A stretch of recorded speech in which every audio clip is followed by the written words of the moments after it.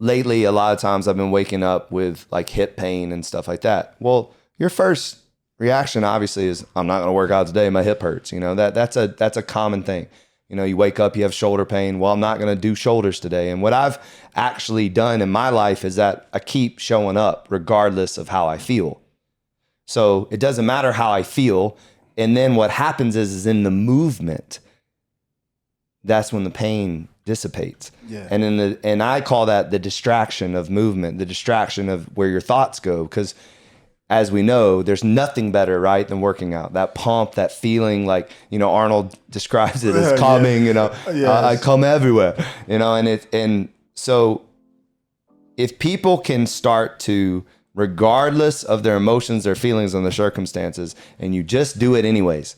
And in that doing is where the distraction comes, and then that's where the results come from. Is showing up for yourself every single day and just doing it. But oftentimes people wake up and they're like, oh, I can't work out because my foot hurts. I can't work out because my shoulder hurts. And then another thing too that irritates me is that, you know, my shoulder hurts today. Okay, you have legs. My ankle hurts today. Okay, you have upper body. You know, like there's always something we can do. And walking, almost everybody can do. Like anybody can just start to walk. And walking, I've always said that walking and water are some of the basic foundations of health that we tend to ignore. And if we can get moving and walking and being hydrated, then you're just going to see so much more change in your life, you know, from a health standpoint. But yeah. Everything you said for me makes a lot of sense, because the problem with I've been seeing it too. I started talking to my mom with more intention about that. My mom is 72 years old.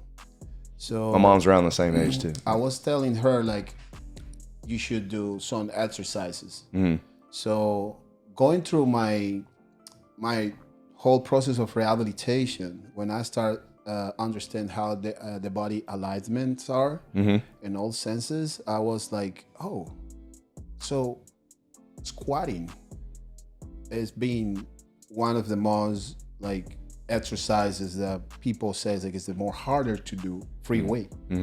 But then start coming people out of school and PhD and, you know, all of this stuff, talking about the correct technique and, you know, biomechanical. Right. But even if I ask you right now, what's the technique for squatting, you will start talking about. But make sense on this. We have been squatting before we learn to walk, because the first movement that the baby do is that position to going up. And are you not so jealous of these babies that do it? Like when I see my son squat, I'm like, man, that's an amazing because squat. He got all alignment exactly correctly, and all the, you know, the lengthening of the muscle joint and everything is working good. So based on that, squatting biomechanics is in our instinct as a human. So now, if you ask somebody, okay, let's say there is no toilet, but you have to go, what position you gonna do? Exactly that one. If any human can not perform that position, it's because have an entire problem in his body.